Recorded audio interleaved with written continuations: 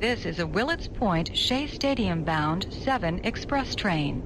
The next and last stop is Willets Point, Shea Stadium.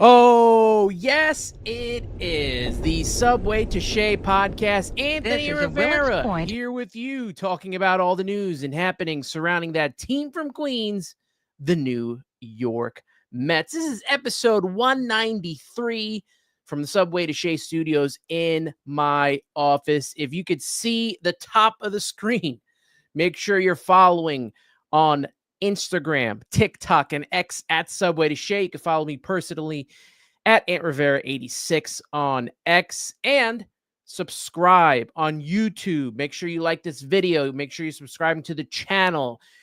Also, you can listen on Apple Podcasts. You can listen on Spotify. But if you want to be a part of the chat right now, if you want to be a part of the conversation and talk about our New York Mets, you're going to have to subscribe on YouTube. You can watch it on X as well, but I prefer you guys all come over to YouTube. That's where it's at. That's where all the fun begins, and we're going to have a lot of fun today. We got close to 30 people right off the bat and to start this show today, and I got a special guest today. Going to bring him on, Corey Favs of Empire State of Baseball. What's going on, Corey? Appreciate having you on today. It's been a long time coming. We've been in contact for so long. How you doing, my friend?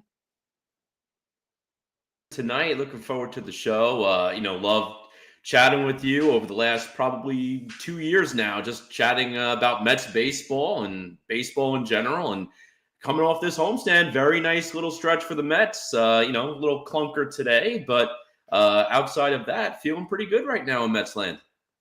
Yeah, you have to feel good. I mean, I know this final game of the series against the Miami Marlins was a little bit of a struggle here and not what we wanted to see, but, came so close. That's why I put, the Mets nearly perfect recap, and that's what we got going on today. Mm-hmm.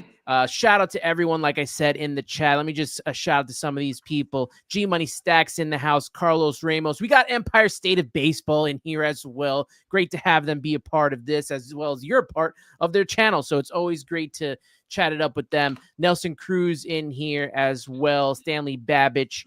Appreciate you all for tuning in and being a part of this. And, we can talk about the bad things that happened during the final game of the series.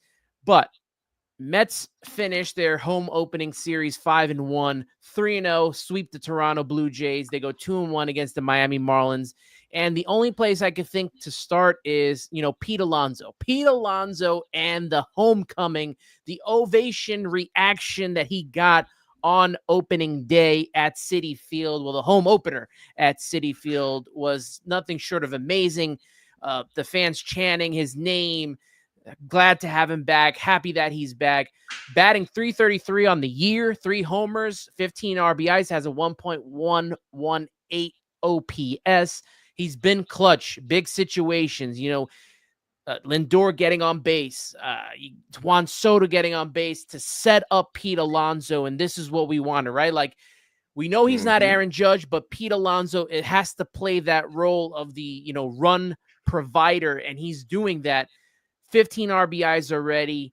What are your thoughts on this start that we're getting from Pete Alonso? You just look at him in the box and you see a totally different player. You see that guy that we saw in 2022, the guy that, had a great eye for each pitch that was out there, was driving the ball opposite field. So seeing what we're getting from Pete Alonso right now, I don't know if it's going to last the entire season. He may get into slumps and all that stuff, but this start that we're getting from Pete Alonso has been just awesome. Yeah, it's super encouraging. I mean, like you said, we're seeing the Pete Alonso of old, and I don't know what it was the last couple of years. You saw a little bit of a downtrend in his production. He was swinging at a lot of bad pitches the last couple of years. The power was still there, but granted, slight downtrend. The OPS tripping down as well, too. And I don't know what it was. Going into the playoffs last year, I know he was struggling. He was in a rough way. And then he hits that home run against Devin Williams in the first wild card round. And the rest is history. All of a sudden, that led them to the NLCS. And he's pretty much picked up right from that home run to start this season. He had the whole offseason. The debate was, are you going to bring back Alonso? Is he worth the money? What's the situation? You just signed Soto. Are you going to splurge on Alonso? They ended up getting Alonso back on a pretty good deal. A relatively low-risk deal. Granted, a lot of money in year one, but he's got the opt-out. Even if he had a terrible year, it's not a lot of money in year two. So I thought it was a really great contract that the Mets brought him back on. And to see him come back this year, look like the Alonso of old, be the guy who you could put behind Soto in the 3 spot, drive in runs. Lindor and Soto, they could wreck a game themselves, but they're almost like table setters here too, setting that table for Alonso to drive them in. And to see him right off the rip be productive, big hits and big moments. I know the last game of the first Marlins series where he had that big 3-run home run to tie it, the Mets eventually won it. And then what happens? You go into opening day, his first at-bat, nice home run, right field, and he's driving the ball to the opposite side too. He's getting that right center field power, which is really nice to see. Could not ask for a better start from Pete Alonso. Yeah, and you mentioned the contract that he signed benefited both him and the Mets. He gets to be the highest paid, first baseman, at least for this year. He gets that in his belt. And then the Mets, they save money in the next year, right? He goes from 30 to $24 million. So if he does stay with the Mets, great. If he decides to go to free agency, which we're going to talk about because it affects another player that recently signed a deal as early as today. So, Pete Alonso and what he can do. I know there was a lot of pressure on him last year, and you just felt like he wasn't himself, even in the clubhouse, just the way he felt too professional. And I said this with another podcaster from Till Mets to His Part, Matt E.B. Ibanez. We felt like he was kind of too professional, too corporate-y type. And now you see that, that old Pete Alonso, the goofy, and I love the goofy Pete Alonso. A lot of people, you have a lot of taste in who the Pete Alonso is, but that goofy Pete Alonso, man, that's our favorite guy. We want him to be that way. We want him to have fun, drive in over 130 RBIs and have over 30 to 40 home runs. That's the guy we want to see. And it's great that he's off to this hot start. He needed to get off to this hot start. And, it kind of is carrying over from, like you said, from the postseason last year. After that home run against Devin Williams, you go into the NLDS, and he had some big home runs there, as well as the big home run in Game 5 of the NLCS against the Dodgers. G Money Stacks in the comments saying Pete Alonso's mechanics and approach has improved. And like we talked about, you just look at him spraying the ball opposite field, doing all the things necessary, even laying off of that pitch that he would never lay off of. That slider into the Mets dugout, he would always swing at that. Always. And he seems to have now, he's working 3-2 counts. He's fouling off the ball. He's doing everything needed to help this team and help them get wins, because the offense, let's be honest, it just hasn't been there. He's been most of this offense this entire start of this season. So it's great to see him. Carlos Ramos saying vintage 22 Pete Alonso, going oppo up the middle, not chasing the outside pitch, waiting for his pitch and making the opponents pay for pitching around Soto. And it's just been great to see that. Mentioning Juan Soto as we transition to him.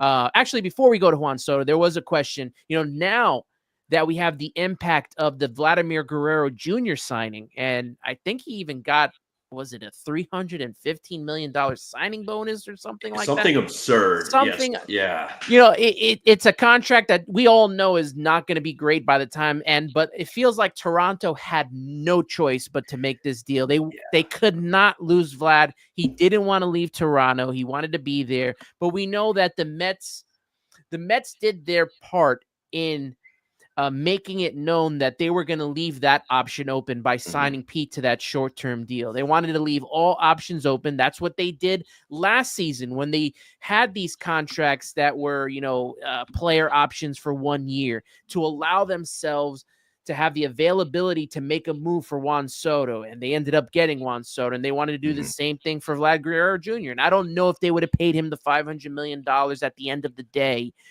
but they left themselves open to that. Now that he's out of the picture, should the Mets extend Pete Alonso? Has your opinion on that, changed, or your stance changed, given the week that we've seen?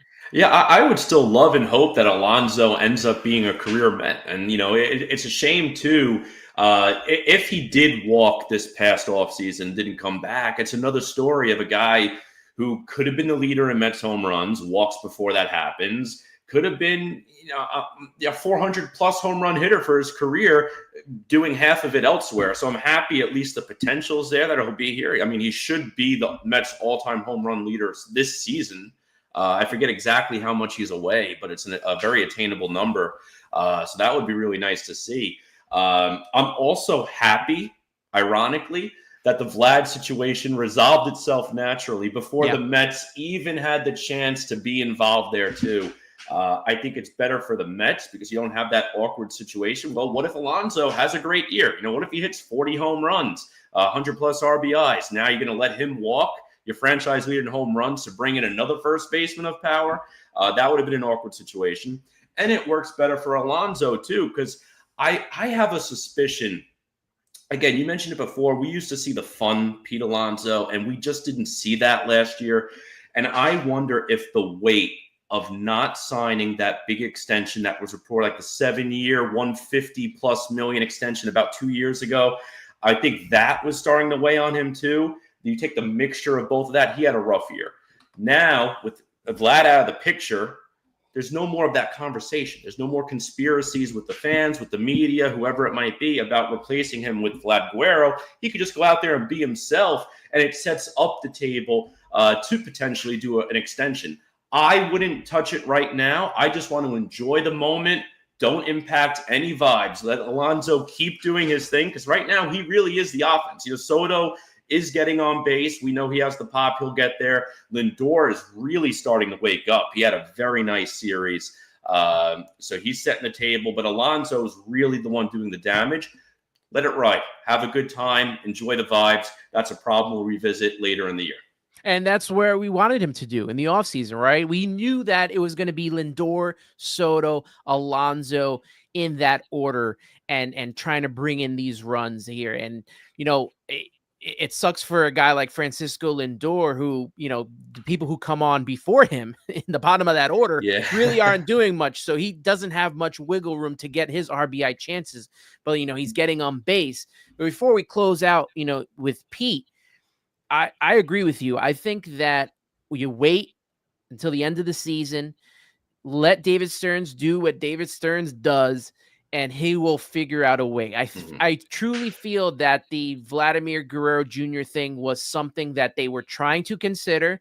I know that they were probably going to go to the 500, considering they already paid Juan Soto this big contract. I didn't think that they were going to go do that with two players. But now, they have the opportunity to bring back Pete. And maybe this time in the offseason, maybe Pete gets somewhat of the deal in the years that he wants. He doesn't want to leave Queens. We know this. I mean, I know he held out for as long as he could, thanks to the, great Scott Boras, but you can tell that he really loves New York and he really wants to be here. And he's a performer here, right? We all want players that want to play here and that can hack it here. And he's one of those guys. So maybe he gets a, let's say, 4-year deal or something with an option to get him to 35 or 36 years old. I think that would be something that maybe Stearns would consider, and we'll see what happens in the offseason with that. Carlos Ramos saying that Vlad Jr. might have found a better way around for players to not defer any money,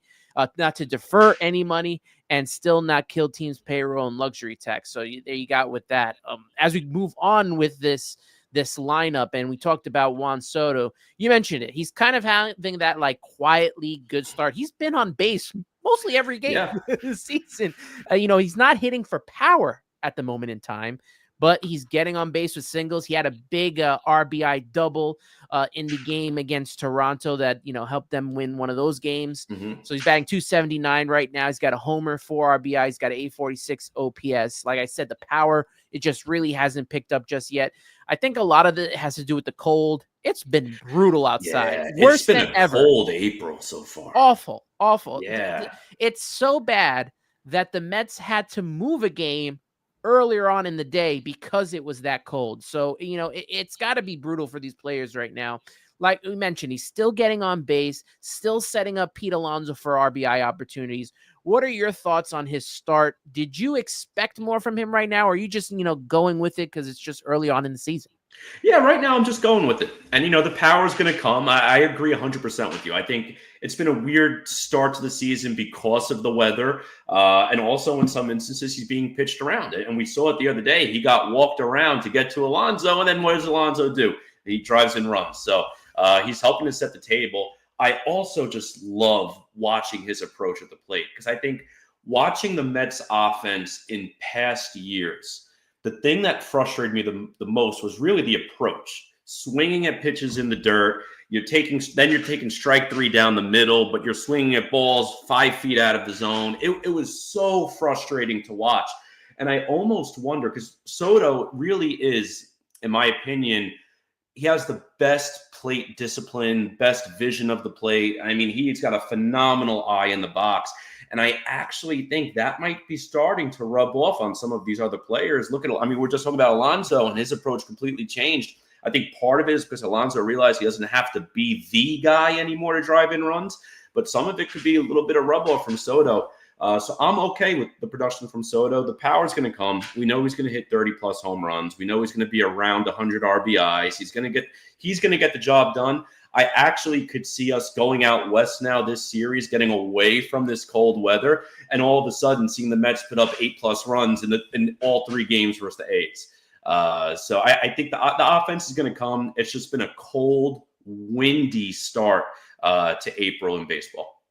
Yeah, I know they wanted to get home after kind of a uneven start on the road trip, but then being here and just dealing with the weather and how awful it always is the first couple of weeks of April, even sometimes into the first week of May, it could be very, very cold. And even as G Money Stacks puts it, the grass at Citi Field was wet. Yes, you saw how awful it was this past week. It was brutally cold. And he says the weather is crazy, just doesn't feel like spring. It doesn't. It's just a weird vibe that we've been getting.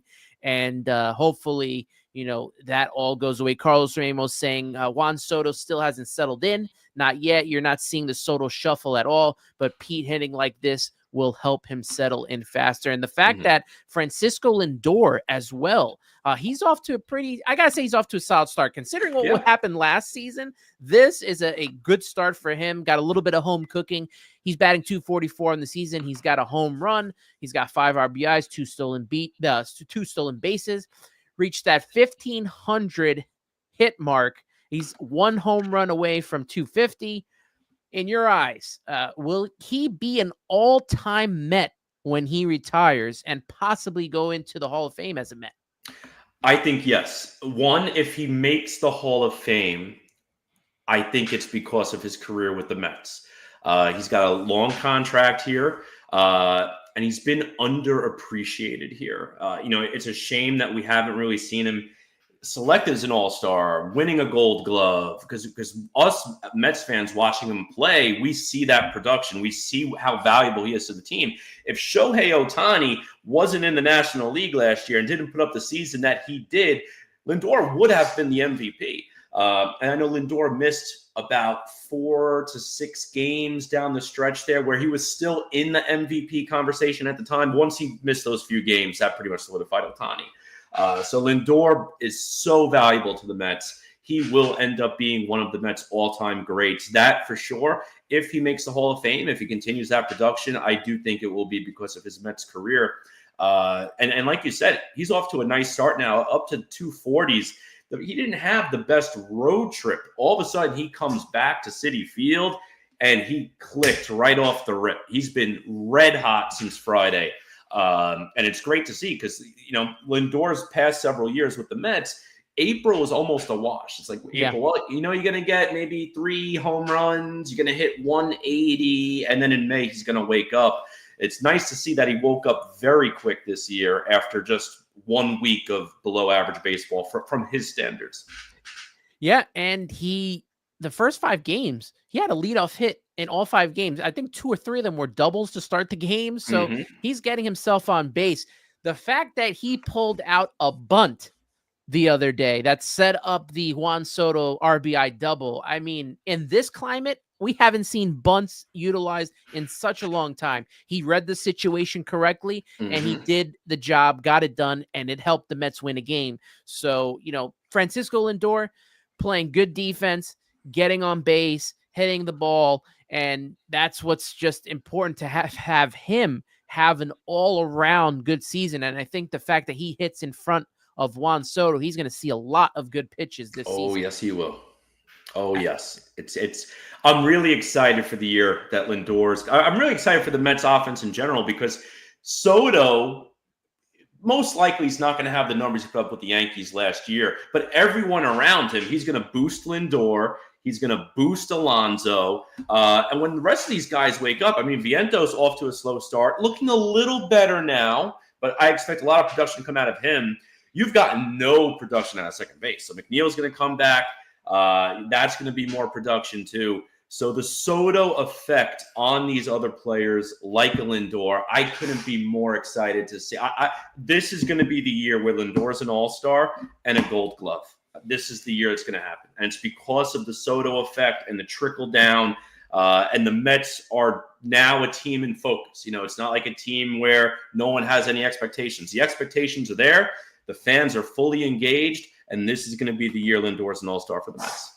Yeah, he's not made the all-star game of his own undoing. It's been, I feel like, a screw job most of these 100%. Last couple of years. It's not on him to have to, try to make this team when, there's other players that, what was it? Perdomo was one of them that made it. And it's like, what are we doing? I mean, this guy has been a stud for the latter half of the last, 2-3 years, and he's been screwed out of a gold glove and a couple of all-star games, along with, Brandon Nimmo last year. The start he had should have got him into an all-star game as well.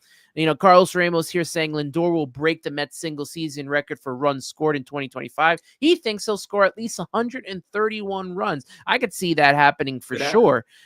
Stanley Babbage saying Lindor should be named team captain. What are your thoughts on that? Because that's been a lot of topic of discussion. Is Lindor, I mean, we've had 4 team captains in Mets history, right? Johnny Franco, Keith Hernandez, Gary Carter, and then David Wright. Are you on board with naming a captain, or we just know that Francisco Lindor is the team captain? I have no issues with them naming Lindor captain, and I think he would be the one who deserves it. The other player in the conversation, I would say, would be Brandon Nimmo. Nimmo will probably end up being a lifetime Met in his career. Nice player. But Lindor, I think, is deserving of the captains. And even when he's not at the plate, I love that he's always communicating with the other players, giving them pointers, giving them tips. He's watching all the at-bats. He's watching the pitchers. He might strike out, and he's having a conversation with the next guys up in the lineup, say, hey, here's a heads up. This is what you got to look out for. That's exactly what you want out of a leader. And even when we saw him struggle, he keeps his head up high and is a good player for the team, a good morale guy. I think he's worthy of the captain for the Mets. I don't, they're not going to do it this year. Maybe next year, that's something they look to announce, TBD. But I have absolutely no issues with them doing so. And I actually, fun fact with Lindor, I finally got myself a Citi Connect jersey. Sweet. Lindor. So there we go. Right on the back. Absolutely. Yep. I do love that. I have a plain one, but I do love that Citi Connect jersey. They're probably going to change it again. All these teams are changing their Citi Connect jerseys. I actually like this one too. Yeah.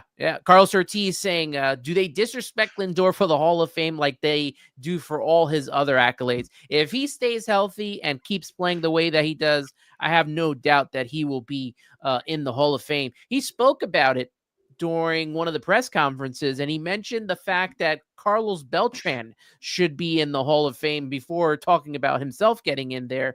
You look at Carlos Beltran's stats, 279 batting average, 435 homers, 1,587 RBIs. He had 312 stolen bases, and he had a 70 WAR. When you look at his time with the Mets, batted 280, 149 home runs, 559 RBIs, 100 stolen bases, and a 31.1 WAR. Should he be in the Mets? Obviously, he's going to be in the Mets Hall of Fame, I would assume. But is this Carlos Beltran? Are you retiring his number? He goes into the Hall of Fame as a Met? If he goes into Hall of Fame as a Met, I think retiring the number is in the conversation. It's a shame, too, with Beltran having the injuries towards the end of his Met stretch, because if he had one more fully healthy year, it's not even a debate. He's a Hall of Famer. His numbers, to me, are still Hall of Fame numbers, and I hope he gets in. And if you look at the Hall of Fame class, too, he's right up there with Andrew Jones. But it's interesting how they got to those numbers. Because if you look at their home runs, they're pretty close. RBI, they're relatively close. Andrew Jones did it in a shorter burst, a more dominant, shorter stretch. Beltran did it with a larger, more consistent career. But I can see Beltran making the Hall of Fame. Based on the current trends, it'll probably still take 2 years. He is ticking up a little bit each year, so we'll see what happens. If he makes the Hall of Fame, I do see them retiring the number. If not, it's possible they look to do it. I know lately they've been doing a lot of retroactively retiring numbers, and I'm not the biggest fan of that. It's almost like, well, if you're going to do it, the time passed 20 years ago to do it. So I'm not into the retroactive retiring of numbers. But if he makes the Hall of Fame, within a few years after that, I do expect 15 to be retired. I will say this in the Mets' defense, though. Like, under the Wilpons, we were getting nothing. Like, we weren't going to get any of these players. I don't want them retiring all the numbers like the Yankees do. I think it's the select few that get it, and the ones that we have up there, I think, are well-deserved and well-earned, and David Wright will join that honor this season. But, Carlos Beltran is definitely a guy that I think, first off, should be in the National Baseball Hall of Fame. There's no doubt about that. You can talk about all the other stuff that went down with Houston. That does not take away from his playing career and the accolades that he's earned throughout his entire career. He's definitely deserving of being in the Hall of Fame. And if he does get in there, maybe they do. Maybe they do retire his number. He'll definitely be in the Mets Hall of Fame at some point. Yeah. Maybe after this David Wright, maybe sometime next year, unless they still. I can't think of anyone else, unless they do Sid Fernandez, David Cohn. But you look at the 90s and outside of Piazza, and they had Alfonso that they did. I don't know how much more players in that grouping you're going to do when you start getting to guys from 06, 07, and then you start talking about, the 2015 teams. It's not that many. So I assume that Carlos Beltran will be sooner rather than later.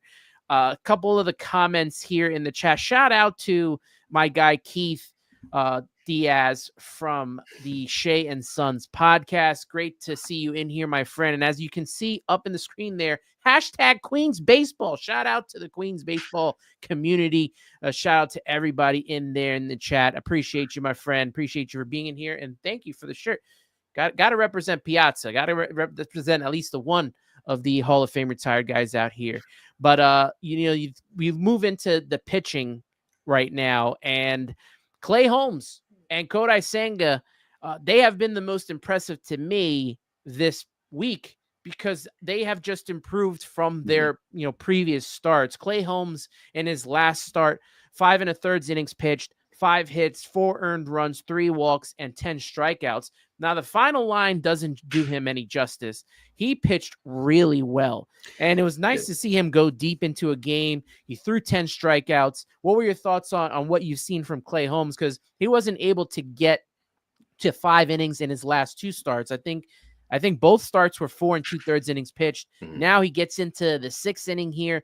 I know it's got to be training wheels with him trying to come out from being a reliever into being a starting pitcher, but this is a huge positive from what we get to see, as Keith likes to say, on Clay Day.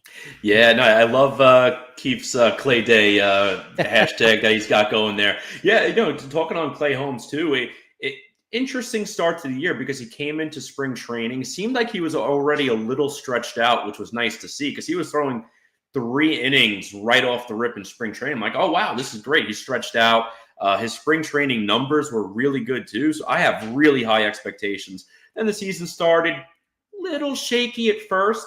Not bad, but not the numbers we saw in spring training. And a lot of that could just be, one, the cold. I mean, it was warm in Florida. Now you're coming up here and, the weather hasn't been that great. On top of that, too, it's his first rodeo in the regular season. It's a different approach. In spring training, you have a lot of minor leaguers, a lot of guys just trying to make the team, different schedules, different routines, all that nonsense. So to see Clay Holmes come out now, get the 10 Ks, get into the 5th inning, or 6th inning, very encouraging. Very happy to see that. And I think Clay Holmes is going to be a very, very fine middle of the rotation starter with the potential to have a 10+ K game and give you that great performance. I think as we get through April into May, I think you'll start to see him more stretched out and be able to get into the 6th inning with more consistency and not have those shorter outings, 4 2/3. So fingers crossed with that. And then Kodai Senga, again, another guy who I think as the season goes on is only going to get better. Senga's also he's built on routine. And I know he hates the cold. He even made the comment, I know, I forgot who mentioned it, but someone said, how do you get more Japanese players and superstars into New York? And Senga was like, build a roof because they don't like the weather here. So I think that could be part of it too with Senga, but he looked better.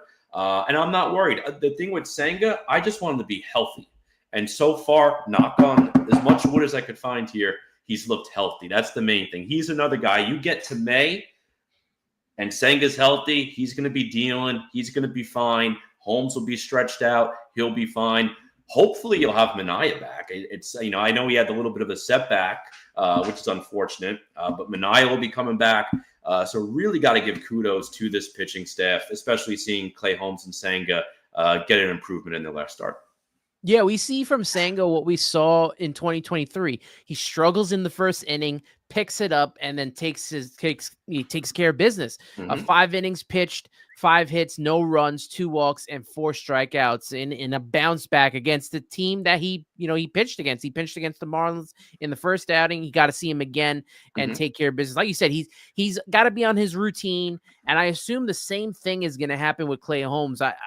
They're going to take care of these guys as much as possible. We've seen, like last year in the beginning of the season, that they're not pushing these guys over a certain limit because they want to see the stamina as we get into the middle part of the year and towards the end of the year. And you saw how great the Mets starting pitching was in September when they needed it the most. They pitched very well, and that's what we want to see from these guys. The reinforcements at some point will come back, like you mentioned, Sean Manaea. And I think there was a comment in the chat here about Sean Manaea from Empire State of Baseball. The Mets starting rotation has been incredible. My question is, who comes out of the rotation when Sean Manaea returns? I don't think anyone comes out of the rotation. I know that they've been wanting to get to a 6-man rotation for so long. I think that the only odd person out is Paul Blackburn. He's not even in the rotation yet, but he's probably either going to be in the bullpen or they're going to have to figure out what they're going to do with him, but he's not going to be starting for long. Yeah, we'll see what happens with Blackburn. That's an interesting situation because if he went to the pen, he'd be a long guy. You have Max Kranick right now, who's like the best long man in baseball. So Jose Budo doing the same thing. Budo, same thing. Brazoban can give you an extra inning too. So that, interesting to see what happens with Blackburn. I actually thought he was going to be a DFA candidate or non-tender candidate last offseason. They ended up tendering him the contract.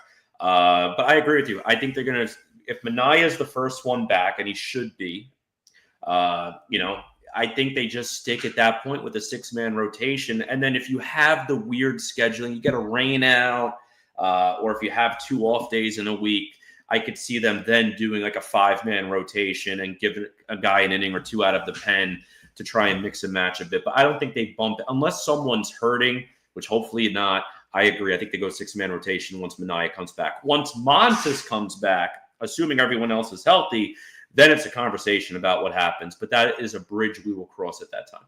Yeah, especially with, Tyler McGill pitching so well. I know he kind of struggled in the last start against the Marlins, but he's a guy that's been pitching. He's got the best ERA on the team right now. He's been pitching the best so far. And you got to think about, you look at David Peterson, who, thank goodness, we thought there was going to be an injury scare here. Couldn't have been at a worse time here. But David Peterson just had the sickies in the stomach, as I'd like to say. But he's okay. He'll be pitching this weekend against Oakland, or against the Athletics, because they're not Oakland anymore. It's going to take me a while to not say that. I guess the Sacramento, are they the Sacramento A's, or they're just the Athletics? I don't even know where they're at right now. Just going Athletics, and it's so strange. It's odd, but as Empire State of Baseball, which I think is Rich Rivera's on there right now, was saying about the rotation, these are good problems for the Mets to have right now. And on top of that, if someone gets hurt, you know what? We might see Brandon Sproat this year. We might see Blade Tidwell this year. Possible. These are good problems for the Mets to have. You don't want to see anyone get hurt, but we know through an 162-game season that this rotation, that the bullpen is not going to be the same as it was at the start of the season. And it wasn't like that last year either. Mm-hmm. So to see the Mets and how they've gone so well right now when it comes to the pitching is a great thing. Stanley Babbage saying Brazoban and Kranick have been electric. Unsung heroes.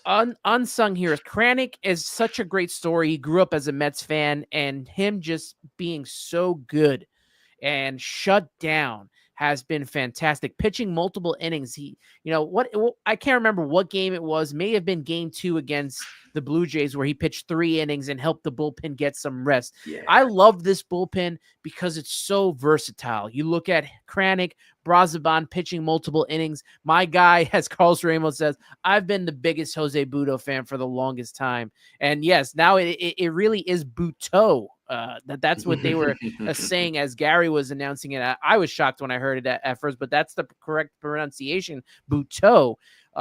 He's been great, and it leads me into the next topic that we're going to talk about. And is this bullpen, sustainable? I've even been thinking, just with how the rotation has been going, and I know that it's a slow progression, but man, I got to pray for this team in May, because I don't want these guys to be exhausted like they were last year. That's why they had that awful May. The bullpen was, expensed, right? Yep. Edwin Diaz wasn't himself. He even got suspended. Reed Garrett was used all over April, to the fact that May he was just unusable. And the team struggled so much.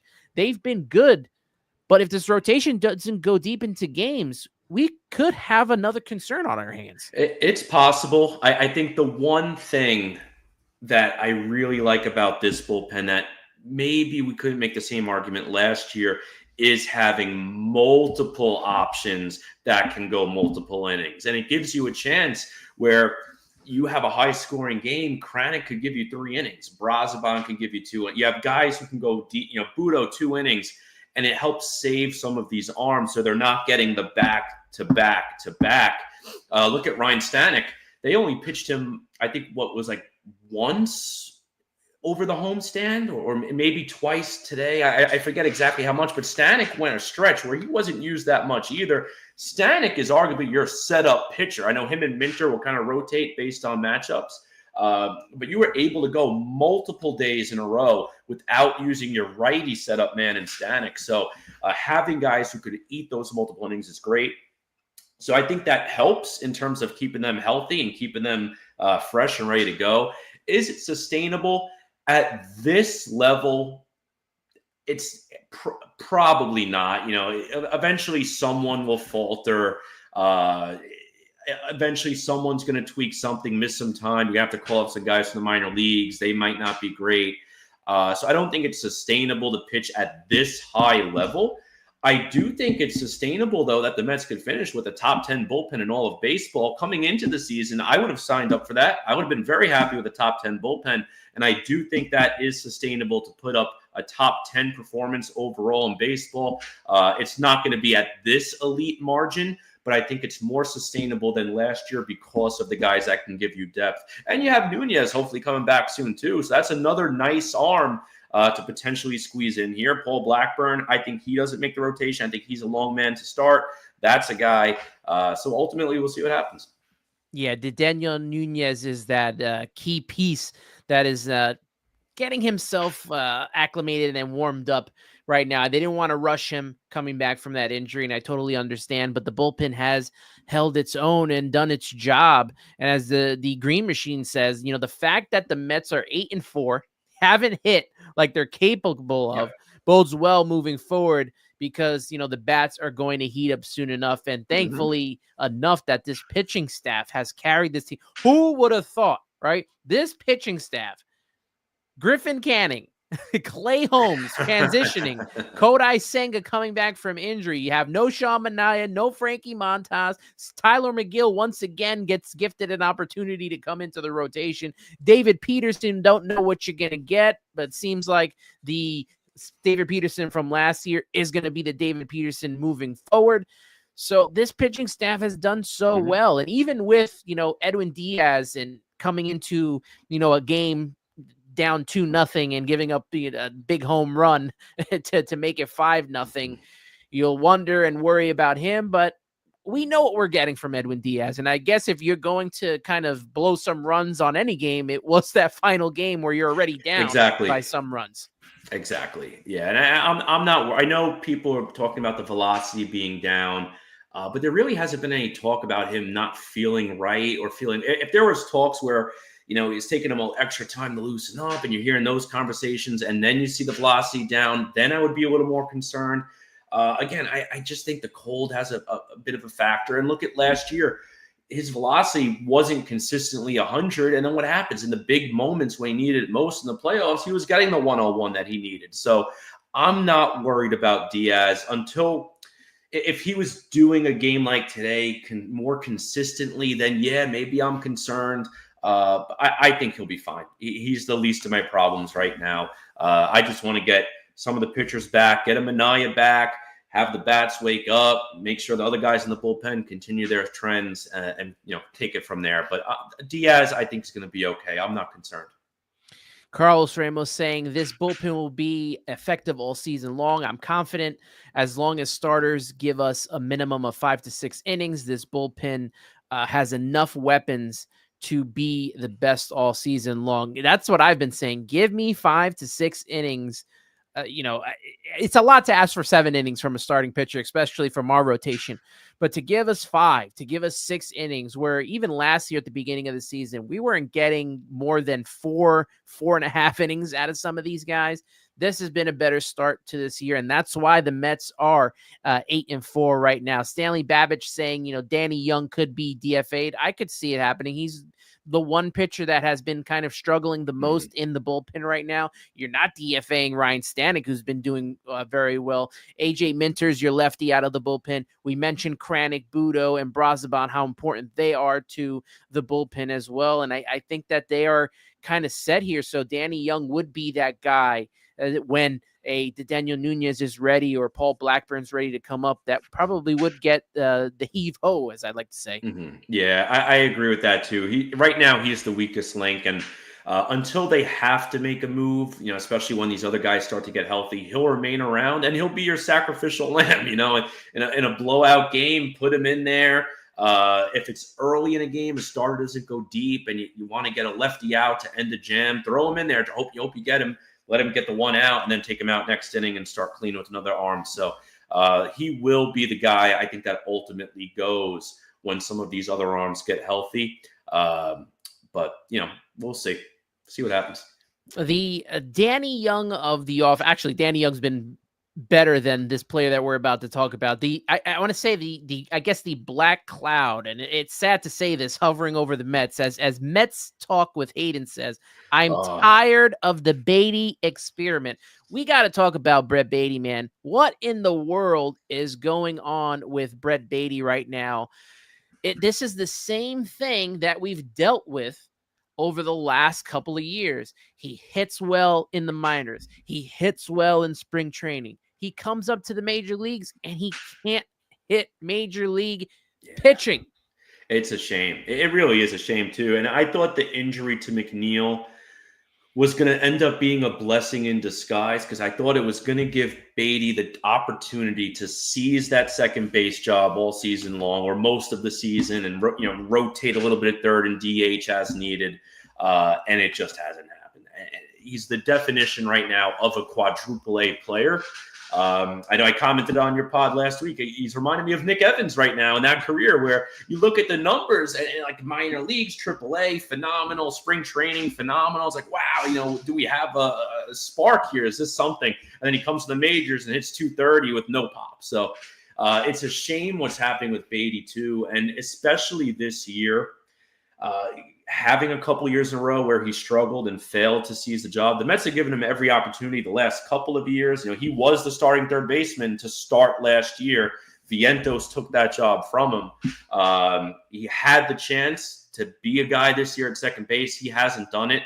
And I actually think, unless we see some sort of turnaround, and I don't think we're seeing that turnaround, to be quite frank, I do think this is the end of Brett Baty's Mets tenure. He'll go down to AAA. We might see him at some point if a couple of people get hurt, September call-ups, whatever it might be. But I do think this is the last year we see Brett Baty in a Mets uniform. I don't know what it is. Maybe it's the pressure. Maybe he has to play somewhere in like a Pittsburgh or a Kansas City where you don't have that constant media attention as you do in New York. That could be part of it, because the guy definitely has talent. I think it's all up here right now, especially seeing some of these swings. I saw, couple of swings in the last couple of days where balls aren't even close. They're above his head. It's just a mess. So I think his Mets tenure is coming to a close pretty quick. Once McNeil's back, he'll be the primary guy. Acuna will stay up because he gives you that speed and defense. Because Acuna, the difference between Baty and Acuna too, Acuna could struggle with the bat and hit 200, but he still provides value because of the glove, and he could give you plus defense at three positions. And he's got speed. He can steal a base at any moment. Baty doesn't have that luxury. Baty has to be hitting 250 with some pop in order to be a valuable player. And you saw it in today's game. Ultimately, they didn't score runs anyway, so they would have lost. But he had the chance at getting the out at second base, maybe turning a double play, and he airmailed the ball past Lindor. So Baty does not have the luxury of an Acuna where he could struggle with the bat and still be a productive player. And it's a shame because he was once a top prospect for the Mets, and he has not lived up to that hype. Yeah, and we talk about how well Pete Alonso's pitch recognition is. Brett Baty's totally on the opposite side of that spectrum right now. He has looked absolutely awful. There are a couple of ball fours that he swung at way out of the strike zone. He's striking out, can't hit 96 miles per hour fastballs.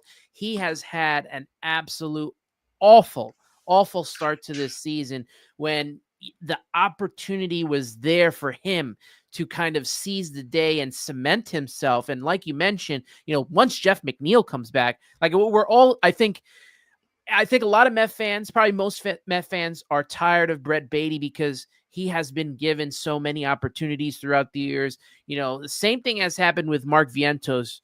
Mark Vientos had an outstanding year and almost basically carried the offense in the postseason last year. You're not getting any sort of value, offensive, defensive, from Brett Baty right now. And when Jeff McNeil comes back, he probably does get sent down. Most importantly, because if Francisco Lindor needs a day, or if he gets hurt, is Brett Baty going to play shortstop? I don't think so. That's why you need Luis Angel Acuna up here. You didn't re-sign Jose Iglesias. I understood the fact of going with the younger kids and seeing what you got, but now we saw what we got, and it's not working right now. Correct. Exactly. And I loved Iglesias, and what he did for that team last year changed all the vibes, and it became such a fun year, and he was such a big part of that. And I respect Stearns' decision for wanting to give the kids a chance. But like you said, you gave him a chance. It didn't work out. It's very possible I could see the Mets trying to do something similar this year, where you try to bring in a veteran infielder. I don't know who that player will end up being, but it is possible they take that route. But ultimately we'll see what happens. I'm actually very excited for McNeil to come back.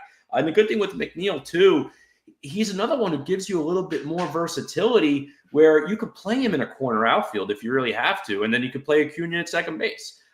Baty, you just don't really have that luxury right now too. I mean, second or third, and he's not going to give you plus defense at either position. He's going to give you negative defense at second base.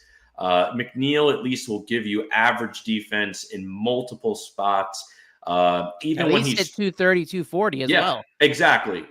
With the potential, I don't know what happened to McNeil. I mean, the guy was a batting title guy. I thought he was always going to be a guy hitting around 300. I don't know what happened to him, but 330, 340, like you said, is significantly better production than what we're getting today at second base.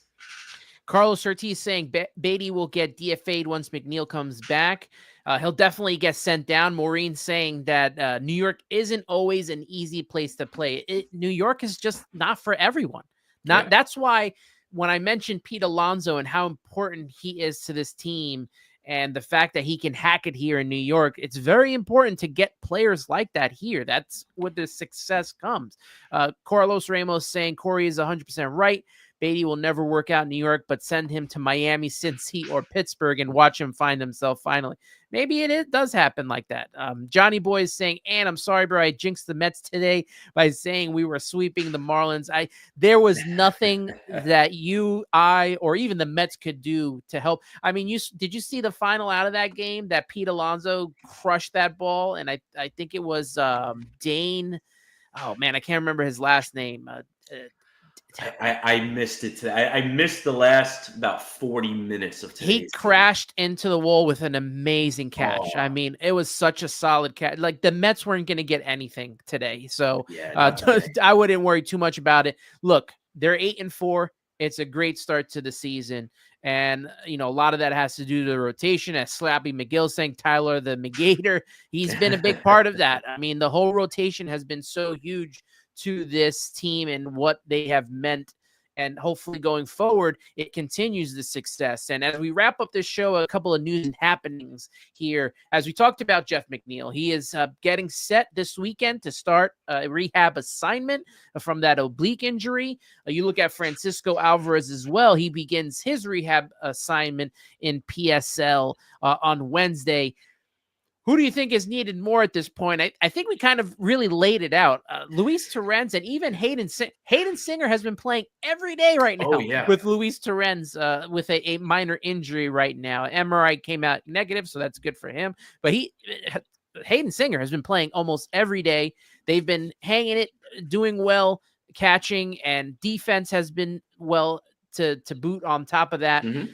I think it like we said, it really is Jeff McNeil is the one that's needed at this point. I don't know if you agree with that.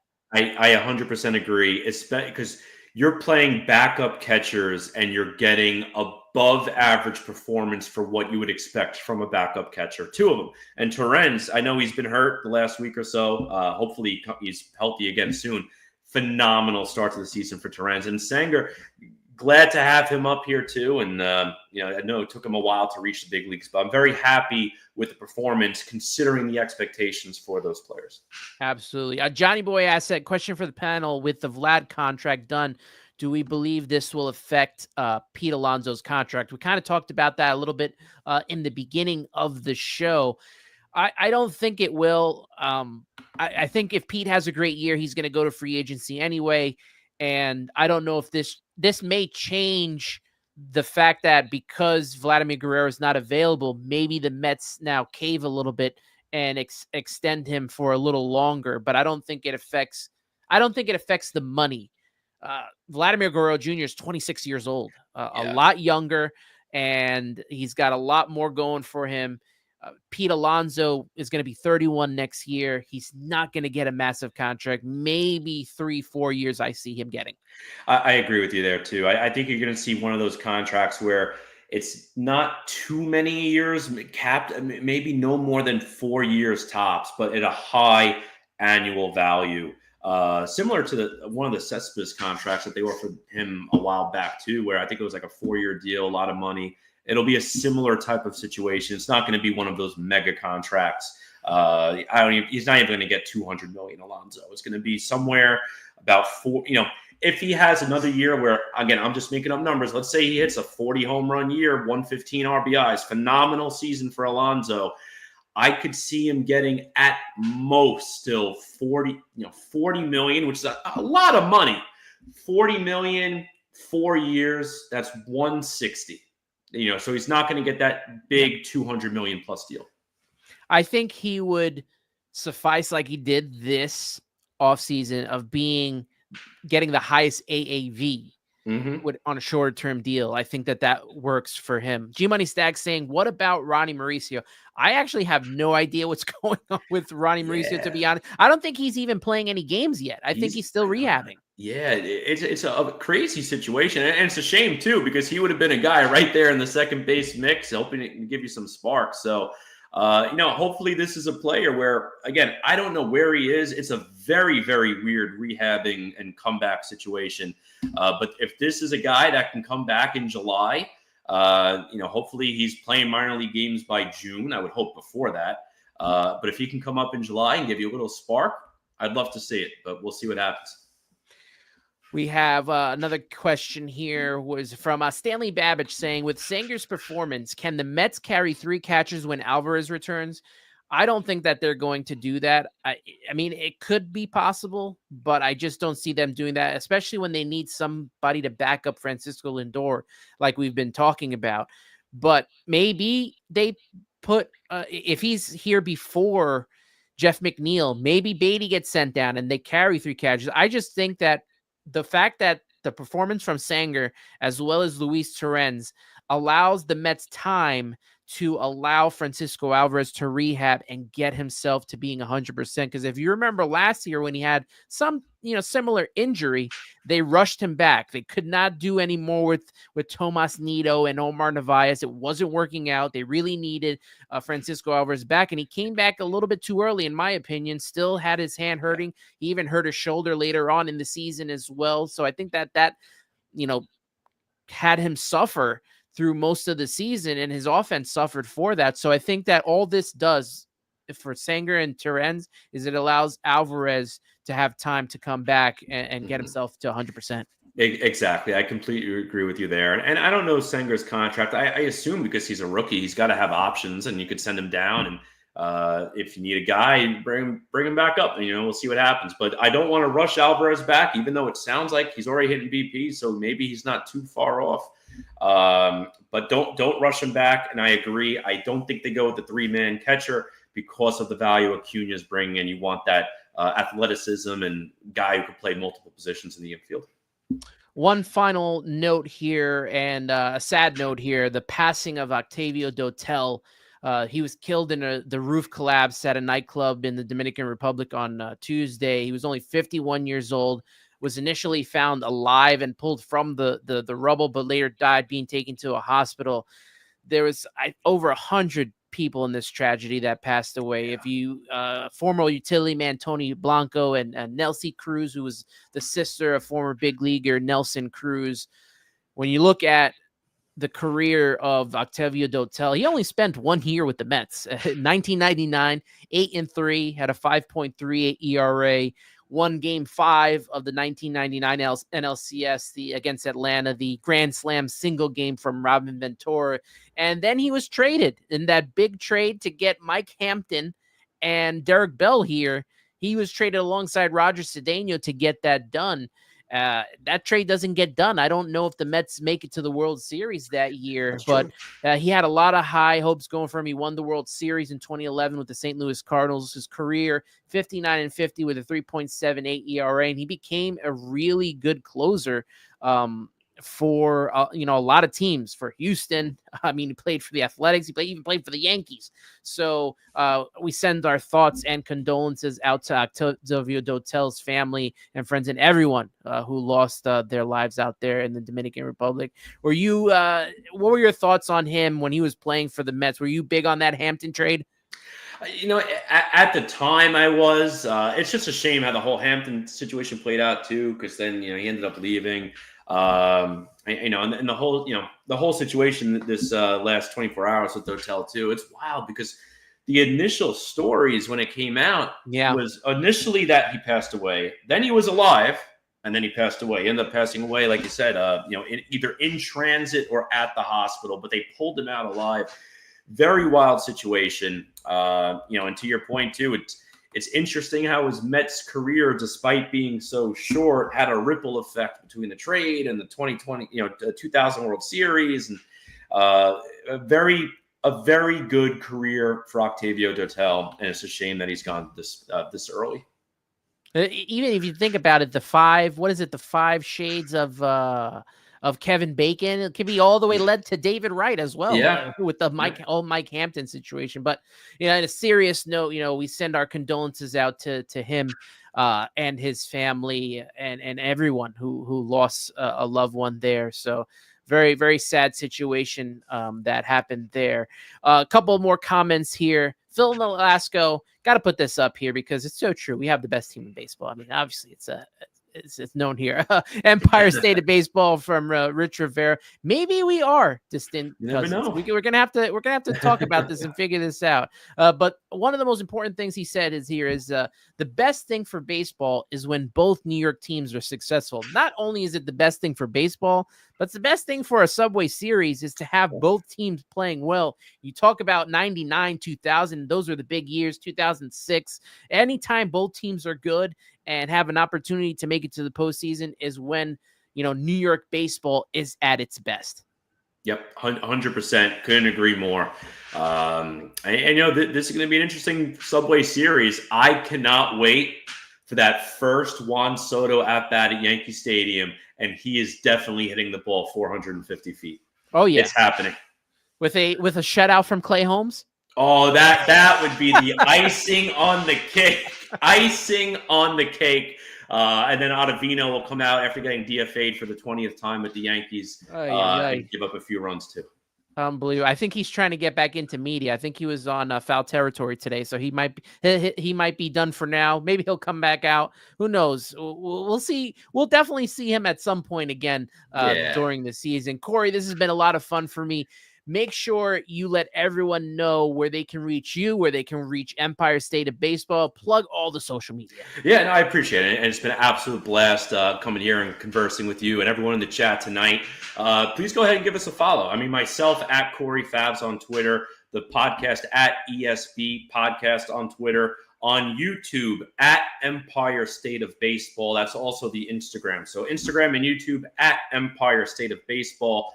If you could, Empire State of Baseball will get you. You search that on X, it will get you the X account, but the actual @ is at ESB Podcast. So go ahead and give us a follow. Just like Ant said, give Subway to Shea a follow and subscribe on YouTube, because I echo those words. YouTube is the best. It's the preferred route. Even when I'm watching podcasts, I do like going on YouTube. I think it's the cleanest app to do so. It's very interactive with the comments. So go ahead, follow at Subway to Shea and subscribe on YouTube, and subscribe to at Empire State of Baseball on YouTube as well.